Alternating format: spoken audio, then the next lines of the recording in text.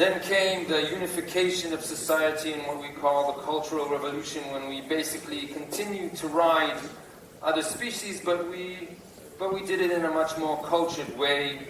Humanity started cooperating and building roads and such, and finally we come to the scientific revolution, when we learn with the help of science to manipulate nature, manipulate biology, physics and technology to enable us to achieve all that our imagination desires. And this leads us straight into the arms of the next big change in human culture, the smart mobility revolution. Now, smart mobility is defined as clean, efficient, accessible, and affordable to all transportation. There is no doubt that to achieve all of the above, smart mobility should be a combination of 4 components. These components are electric, connected, shared, and autonomous. The mixture of these components is crucial in order to obtain the impact of smart mobility, and each component standalone is not viable. Our panel now will deal with the 4 components of the smart mobility revolution and what is the outcomes and impacts of this revolution. So, smart mobility revolution, the impact of mixing the right ingredients. To moderate this important panel, I'd like to invite Carlos Cardillo, Director, Nevada Center for Applied Research, University of Nevada, Reno.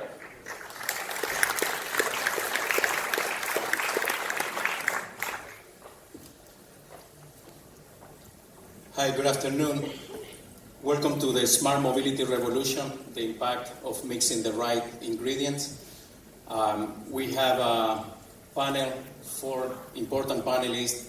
I'm going to announce them one by one in no particular order. And I just named their name and affiliation, title and affiliation, and I will let them to introduce themselves to do a better job, and also in case I'm not pronouncing the names properly. My name is Carlos Cardillo. I'm the director of the Nevada Center for Applied Research, a center that is part of the University of Nevada, Reno, in the United States, and is sponsored by the Governor's Office of Economic Development. The participants, the panelists, as I mentioned in no particular order, will be Asaf Biderman. He is the founder of Super Pedestrian. Asaf.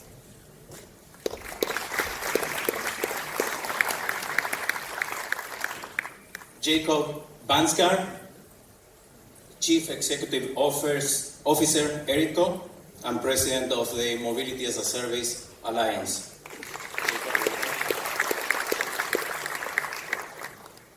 Johan Jungwirth, EVP Mobility Services, Volkswagen Group of America. And Nishant Arya, Co-Chair and CII, GBM Group.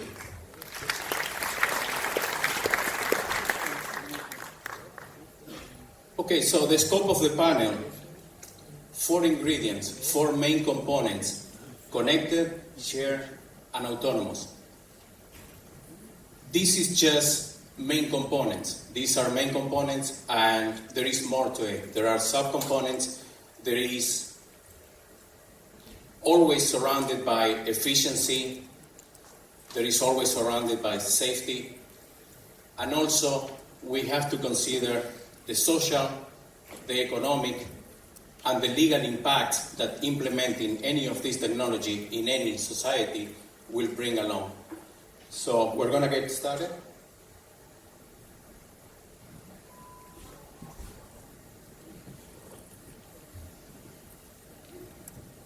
The format we're going to be using is electric components will be the first topic we're going to start talking about.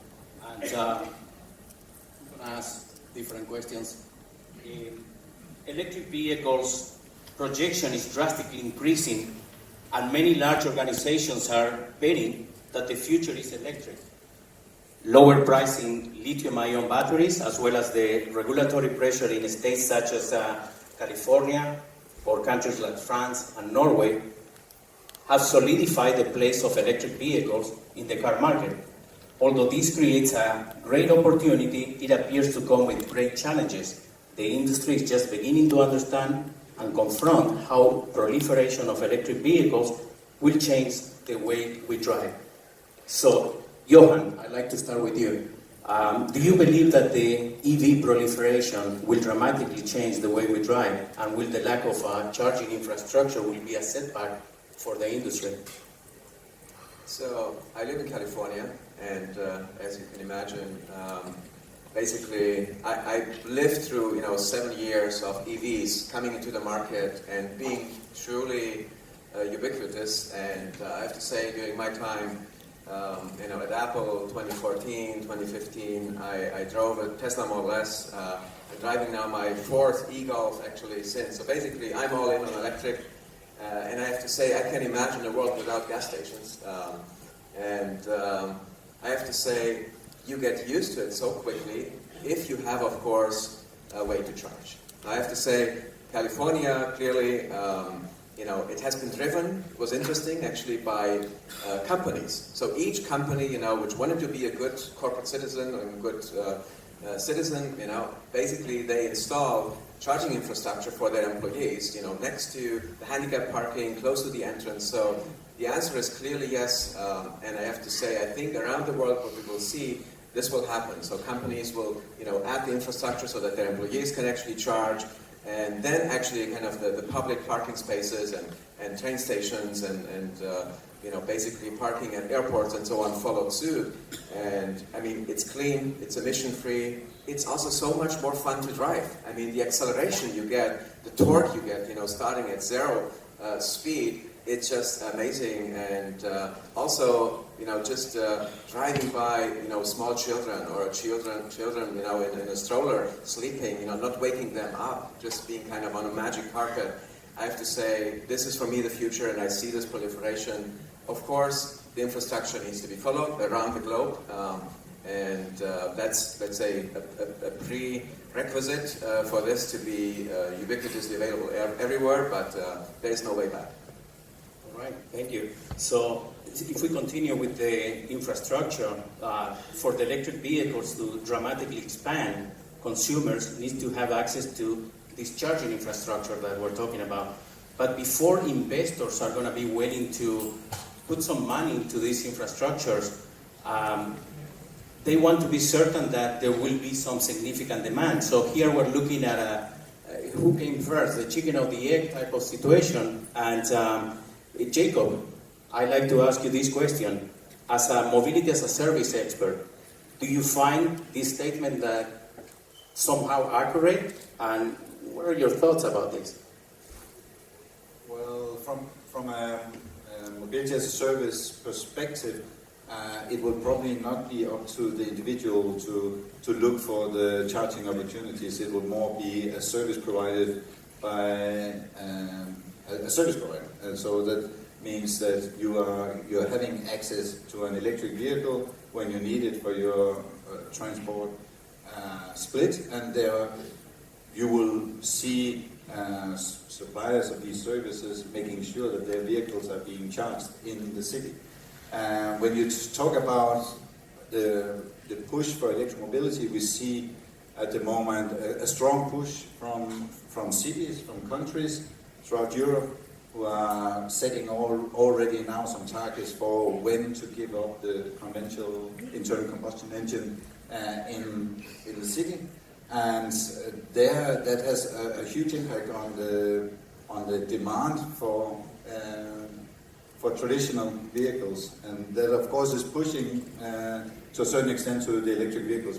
But if you don't have the charging infrastructure, I know that the vehicle manufacturers are working also of the range of these vehicles. So today it's mostly in the perception of the consumer that but I need to. I'm traveling 300 kilometers, so I need to be able to charge on the way, but that is not really the case if you can charge at the beginning, at the end of your journey. So There are a lot of developments we've seen in Norway where they actually provided the infrastructure, and there, of course, also the incentives. There was a huge and fast take-up of electric vehicles. This is costly for the state to do this. They can afford it in Norway, but they cannot afford it in all countries in Europe where they're also depending on the taxes from traditional vehicles. So from a mobility as a service perspective, it's a matter of you are expecting a certain service level when you want to have access to a car, and therefore you don't really care about the charging facilities, because that is up to the service provider to show the customer that there's the necessary infrastructure. So you think the service provider is the one that is going to take care of this infrastructure?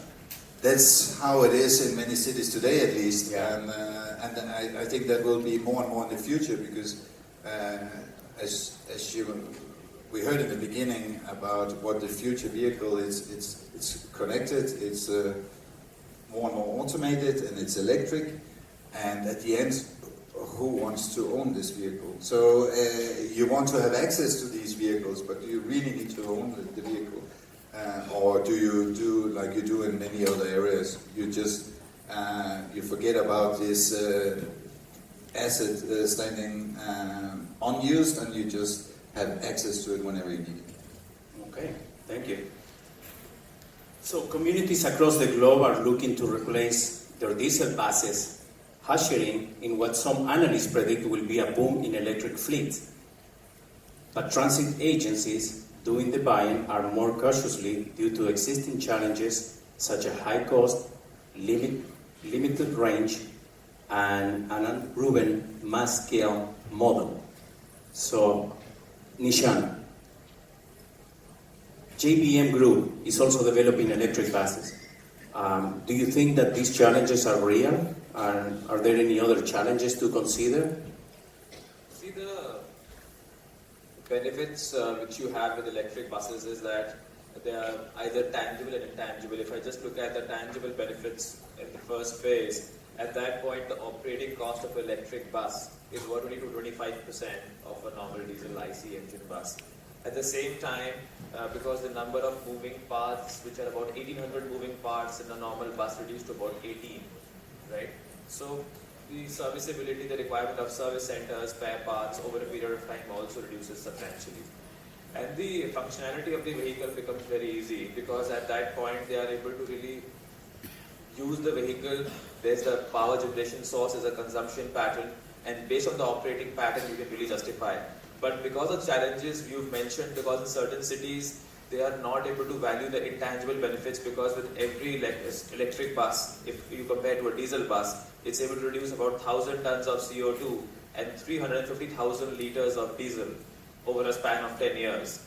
So in that case, people go for gross cost contracts where they pay on per kilometer basis in certain countries, and there, because the operating cost sets off the initial high price of the bus, and still you are able to make the most of it.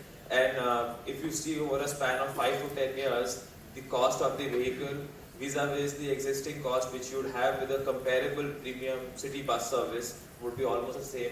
Very insignificant difference would be there in that case. And that's why even in India or a few other parts of Asia, what I see that the governments are really looking forward to this, because with the public transport solution, you are also catering to the masses at large. A common man is able to get that service. And here I have not even mentioned the benefits of NVH. So the noise pollution and the other pollution which are there, which people are not able to really cater to in certain cases. So city corporations are really combining in many cases parking lots with electric vehicles, like you see in Amsterdam or a few other cities where the parking becomes free for electric vehicles. The charging infrastructure is such that across probably 5 or 10 bus stops, or every bus stop, the bus would charge for like 10 seconds or 1 minute or 30 seconds depending on the operating pattern they have, which reduces the size of battery, and therefore the dead battery weight is not there in the vehicle. So I think all these benefits are available, and if you divide it into an operating pattern and it's seen on a TCO basis, total cost of ownership, then it's a win-win situation for everybody. Do you think the power grid will be able to handle the increased electricity that will demand cities with entire fleet of electric buses in addition to the electric vehicles? Yeah, I think that should not be a problem because today the buses are such mode of transportation where you have the buses parked in a depot or they go to a terminal. So if you have fixed infrastructure at depots and terminals, then in that case you do not need citywide distribution of charging systems.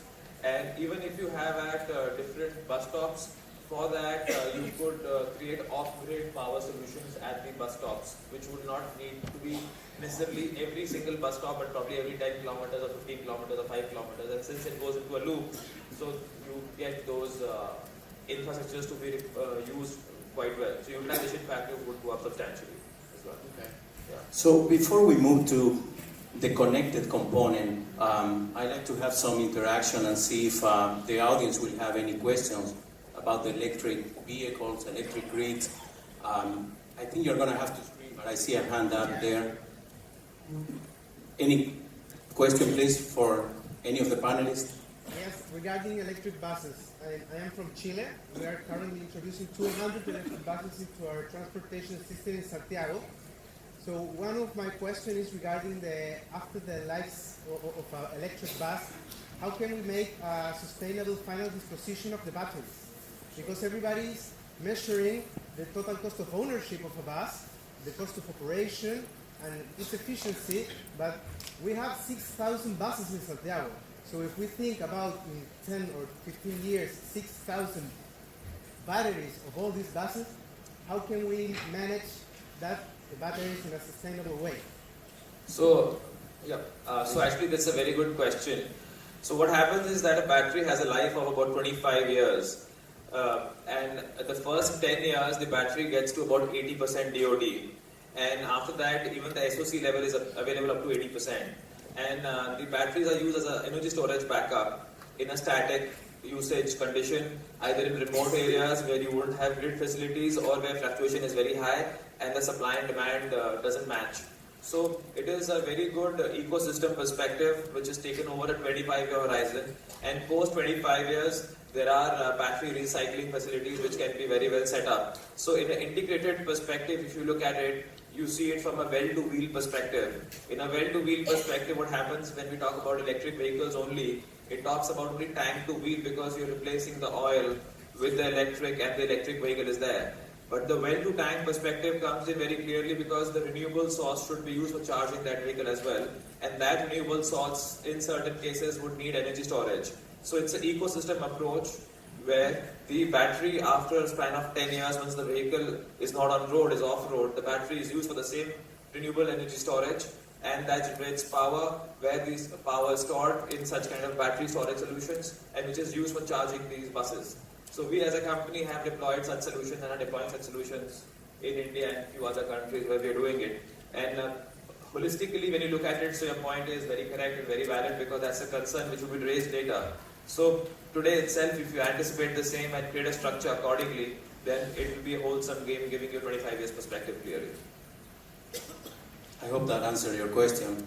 I wanted to know about the cost of the final disposition that you might estimate.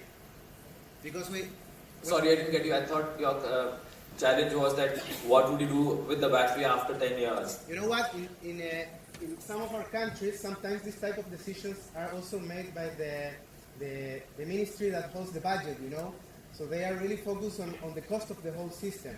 So it's very difficult for us to present a business case when we don't have an estimation of the cost of that final disposition of the batteries. So I know that our systems, how can we incorporate that into when you present an economic valuation of this transportation system? All other positive externalities are very clear, but when the government wants to subsidize these systems, they need to measure that too.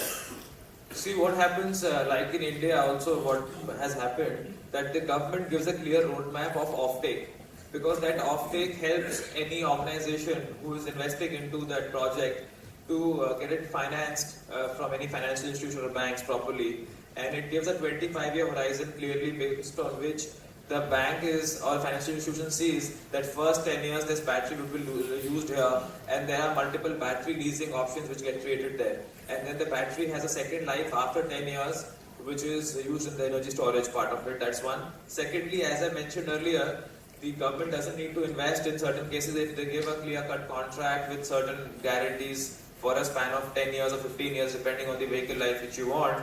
And their different operators, as there are multiple programs, I think Conexión or Arriva or others in Chile maybe there. So the companies like those, in many cases, are willing to invest into the vehicles, and you get paid on a per kilometer basis with a minimum guarantee model on a daily basis, which adds up to the annual subscription fee. Okay, so, yes. In the United States, we have an expression which is well known as follow the money. Now, I would love to see all the cars being electrical, but we want to be realistic. In Europe, 80% of what you pay for gas for your car actually goes for taxes. Governments are not going to give up those revenues. In the United States, it's 50%, sometimes much higher because the individual states also have CS tax and cities as well. So what's the most that you think electrical car will be able to take as a percentage of the market? 5%, 10%, 20%? The oil industry is not disappearing. And they are improving on their alleged reduction of CO2 gas by using natural gas and so forth. So I'd like to have the big picture from people like you that have an idea of what's going on. Anybody want to take that question?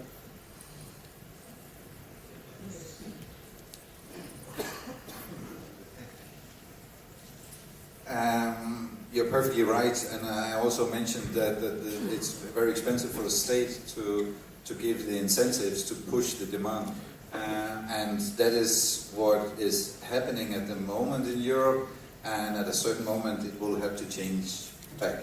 So it already did for some countries when they made the calculations, and I think what they will do now anyway is to push towards electric vehicles, and I think the manufacturers have realized that. If you see their plans for the future, you also see a huge drop in demand for diesel cars, for instance, in Europe.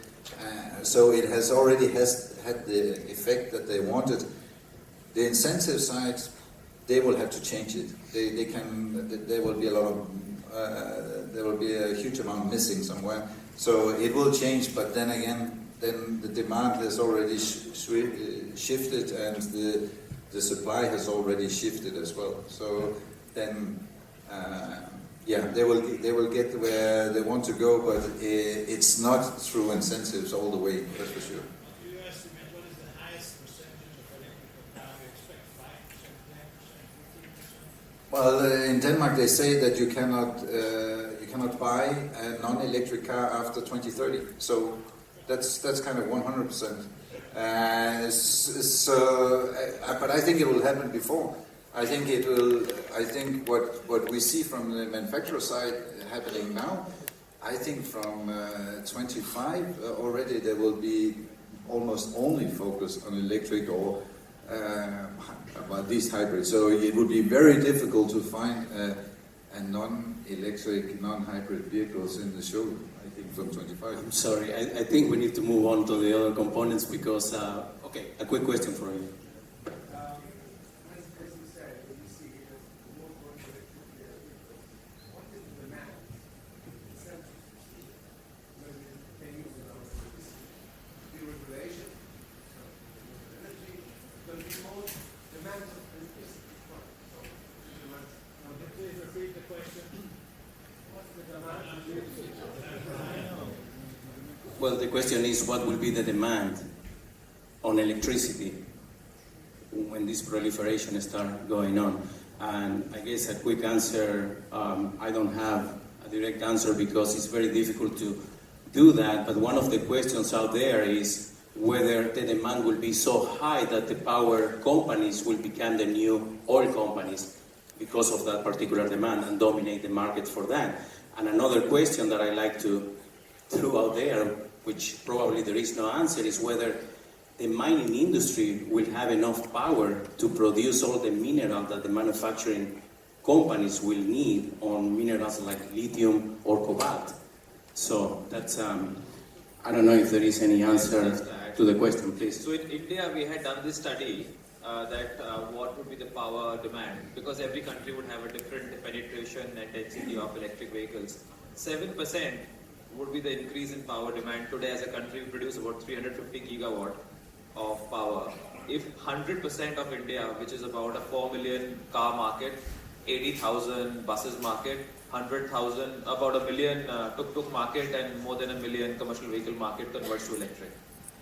And to answer your question on the cobalt or lithium or nickel or manganese, there was a study recently done by one of the consulting firms, one of the big fours, where it said that if we use electric in the transition process, which is now goes on for next 20 years, still it will be not even up to 50% consumption of the existing reserves which are available for all these resources. Okay, thank you. Looks like we need an entire panel on electric only, but if we, no, I'm sorry, we're going to move to okay.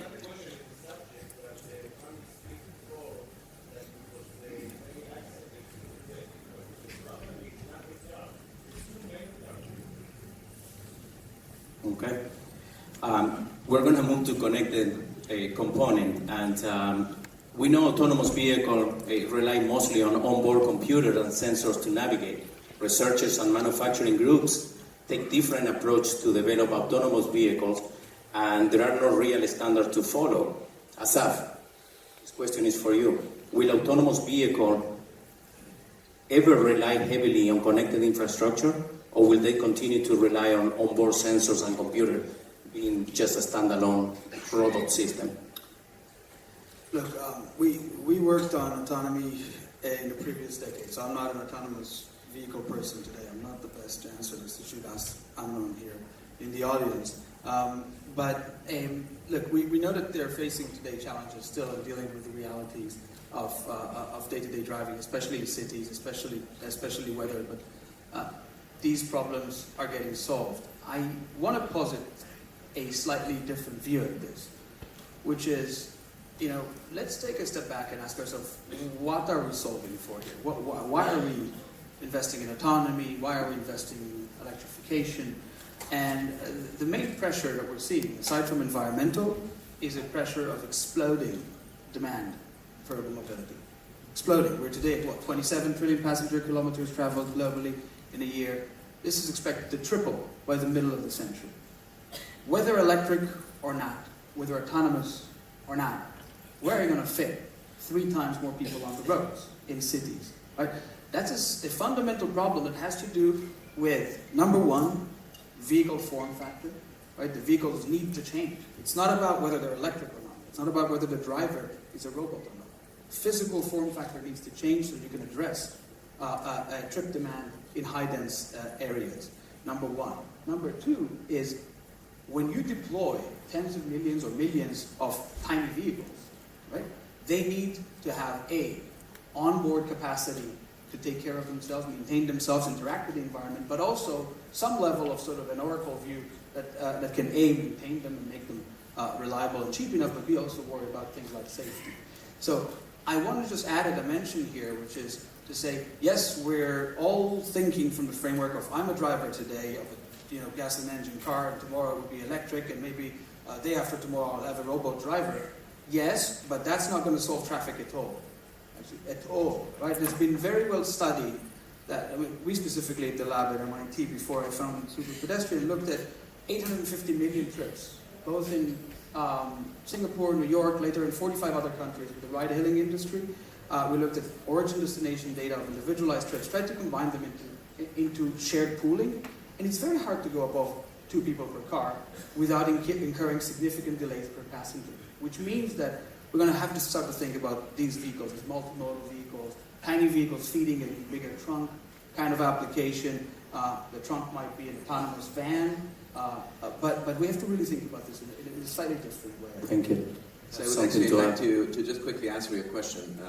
So what we do see is actually that the autonomous vehicles actually have to have the intelligence on board. Right? That's what we're working on. Have the compute you need, have all the sensors you need, cameras, lidars, radars, have actually the ability to make the decisions completely on board. What we do see is in China, to also have an infrastructure layer, kind of for some decision making, and actually kind of telling each car, which route to take. Like if you have a group of cars, from the same point A to the same point B, they might take different routes. So basically, the infrastructure layer on the smart city layer basically can tell each car to take a different route. So actually, to avoid traffic, so it means there is a certain, let's say, intelligence layer on the infrastructure side, but in general, the efficiency part of it. Capable to make basically decisions and drive even without connectivity and in forests or whatever other places, and be fully capable of seeing everything around the vehicle and surrounding the vehicle, and have the intelligence to make the right thing. So make the right decisions and drive safely. So Jacob, how long you think it's going to take for municipalities to have the initiative or resources to widely deploy this robust connected vehicle infrastructure? I mean, vehicles are going to start populating the streets, and municipalities have to deal with that, not only with data, Well, first of all, it's a matter of what kind of connectivity we're talking about and what kind of automation we're talking about. So today you have a world of some things everywhere, where you have some support systems, you have some intelligence, some connectivity in the vehicles that are available everywhere, and then we are moving towards what I think will be more everything somewhere, and that means that there will be many years from now before you will see a mix of highly automated, highly connected vehicle with non-automated, non-connected vehicles. This mix is a very difficult part, and that is what you're talking about if you talk about the cities and the authorities, how they will deal with it. We had a roundtable discussion about this all morning, and therefore let's not open up that again. But just to say that we will very soon have shuttle services and other fully automated services that will run in cities, but that will be only somewhere. It will. When it comes to the connectivity, one thing that we didn't discuss much this morning, but one thing which is a big issue when it comes to connectivity, whether it's in vehicle or it's in the infrastructure, for instance, is the negotiations between vehicles, for instance, to let you into traffic, for instance. And just taking a taxi to this place from my hotel this morning, the taxi driver, he negotiated 8-9 times to get into the traffic through the sometimes a bit dodgy route that he was taking through traffic. And that kind of negotiations will have to be done also, and this kind of intelligence has to be in automated vehicles for the future if they want to be led into traffic. Otherwise, they'll just be blocked somewhere. Nobody will let them in. Thank you.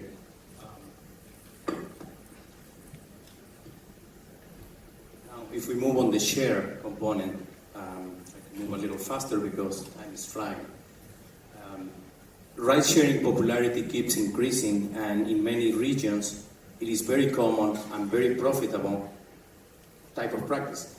So rapid growth component of companies like Uber, Lyft, Grab, Didi, Gojek caught the public sector off guard without access to information to help guide policies and planning decisions. Nishan, as a ride share is becoming too ubiquitous, are we witnesses the disappearance of taxi companies and eventually urban mass transit? See, I personally believe that it will coexist because you need all different kinds of transportation solutions. Rather, some new solutions are also coming up. People are going ahead with some pod taxi projects in different cities. People are going ahead with certain other options. And even people are talking about Hyperloop now. We keep hearing about such things. But okay, that's a far-fetched solution. But I think given this scenario, ride sharing is going to catch up further because that's a very convenient solution, a point-to-point mechanism. And definitely it will impact the taxi segment, but the public transportation, whether it's buses or trams or metros, would coexist because they're giving different kind of solutions. And in one case you are having a centralized mass transit solution and the other is last mile connectivity. So, and in certain cases people do not want a personalized transportation solution, they are comfortable using a common transportation solution. So I think it is catering to different kind of target audience, and both would be very important for us. Like in India we have Indian Uber called Ola, which is doing very well, and it is expanding across India and other parts of Asia as well. So I think such companies would definitely do well, because the kind of business models, if you are able to align that with the demographic, geographic requirements of any city, or the kind of challenges the citizens in that city face, then it is definitely viable. Now, something which at least we are seeing, especially in the Asian region, is that how you are able to connect sustainability as a base, and that leads to scalability.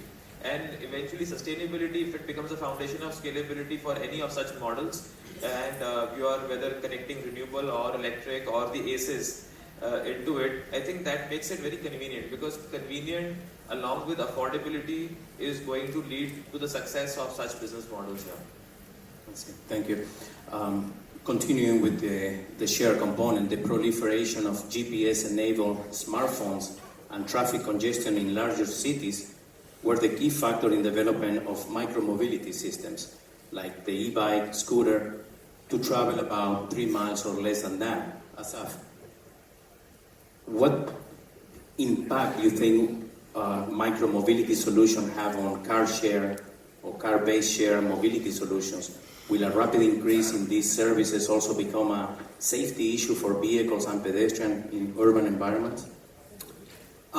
So what we're seeing today is something that maybe, let me take a quick step back. So today I run a micromobility company. We've been building micro vehicles for about 6 years. Before that, for 13 years, I was at the Department of Urban Studies and Planning at MIT. We were studying mobility and how you can use robotics and AI to really come up with new solutions given this exploding demand. So if I put my sort of urbanist's hat on for a second, you look at urban form, and different urban forms demand different forms of vehicles. And if I go back to the previous point, it's pretty clear today that if you don't want to curb demand, right? If you want to keep addressing the increase in demand for urban mobility, by the way, cities produce 83% of the world's GDP. You don't want to curb demand completely or demand increase, otherwise you really hurt the economy. So if you want to address that, it's very clear that we need to develop new capacities on the road. Where is the capacity hidden? It's hidden inside the underutilized space within the car. If pooling is not a sort of a be-all end-all solution for single mode, it becomes a part of a multimodal seamless trip. Meaning, you walk to the pool, you take a scooter to the bus, you take an e-bike end to end. There needs to be this sort of seamlessness across all modes, and this is where the ride-hailing industry is getting to today. If you talked to them last year, they didn't want to become asset heavy. Now, with autonomy on the horizon, with companies like Mobike and now with startups in the United States doing micromobility, users voting with their feet, it's very clear that customers want it. Some say that we'll have as many as 50% of trips within a decade and a half in micro vehicles. Now it makes sense, right? You need to move a lot of people through the roads. You want a vehicle that's as close as possible to the size of a human. What about the safety? You think, you see scooters with 2 people in, no helmet, going on the same lane with other vehicles. Do you think we need some sort of regulation or some sort of... So, look, it depends on where you are. First of all, this particular place is different from the rest of the world. Where you can ride on the pavement and things like this. So yes, there is when you're blending different scales of vehicles together, right? Some are, bigger and heavier than others. Clearly, there is a conflict, right? Now, if you look at places where, let's say, just bicycles have been used for a long time, right? There have been, they've identified ways of letting these vehicles blend. Actually, infrastructure, other parts, educating drivers to live as cyclists. And other part is actually having places which have no cars. Right? So we're seeing more and more bike infrastructure and now scooter infrastructure being put throughout the world. I think the key question, so regulatory is, Europe is leading the way, but regulatory is taking place as we speak. I think the other important factor is that the vehicles that we're now seeing on the street, they're not purpose-built for sharing. Right? The toys you have now for scooters out there in the street, they're just there because the industry exploded in one day and needed to deploy something. But these vehicles are going to evolve, right? The wheels are going to grow bigger because they're smaller than potholes. The vehicles are going to be a lot smarter internally from the standpoint of onboard processors to be able to actually not hurt the passenger irrespective of accidents. There's a lot more to go through from the standpoint of vehicle safety. Number one, it's happening as we speak, but also connectivity, micro vehicle to car, right? It's a tough problem to solve because people are splitting lanes, but there are isolatable problems there that you can start to address. It's a combination of infrastructure, education, and sort of short-range communication between them. Thank you. So now we move on the autonomous component. And B2X today includes vehicle-to-vehicle and vehicle-to-infrastructure communication. B2B communication will keep cars from crashing into one another, and B2I could have cars informing traffic lights that they are approaching the intersection. Jacob, this question is for you. What do you think are the main issues on getting these radios into all vehicles and making them all capable of communicating with one another? Across vendors, across cities, across different platforms? There are several issues. The regulatory aspect, of course, that's something that is based on trial experiences. We want to be confident that this works before we introduce this into our mobility system. There's a big fear of something going wrong. Again, this morning we discussed this. How many fatalities does it take before people back out of the development of autonomous systems? And there we all think very few fatalities. We accept 25,000 fatalities a year in Europe in the traffic today, but it would be hard to imagine that we will accept 10 fatalities with an autonomous vehicles happening in a week before you stop the development. So that's one, the regulatory side. The sensors, the industry is more or less ready. We have the multi-branding issues, so the communication vehicle to vehicle across brands is something that we work on. When it comes to, for instance, truck platooning, we are working on that Volvo and Scania can communicate together. Not only Volvos can drive in a platoon through Europe, but those are all.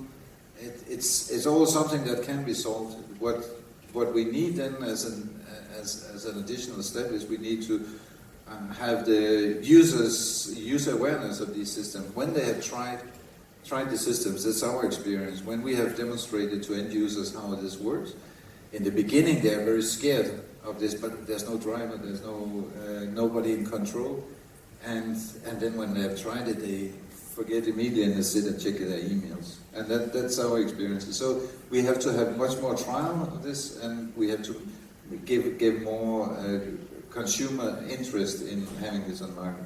Then we will have the legislation and the industry working together to follow up on the promise. Thank you. To follow up on this, we often talk about self-driving vehicles, but probably we don't talk enough about self-driving buses.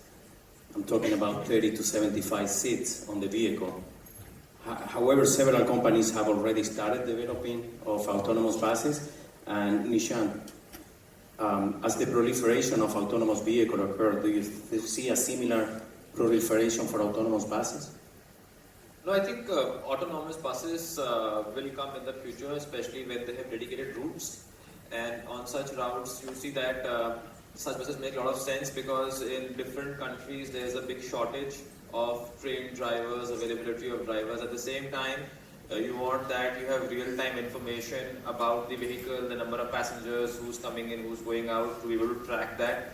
And autonomous, not only autonomous, but the whole ACES technology would be able to fuel the requirement of such buses. And in developing countries where they have very good traffic systems, and they have dedicated routes. I think it will be the first ones to go ahead. Like in Seoul, you see that at a given point in time, almost 100% of the people in the city can be in a bus.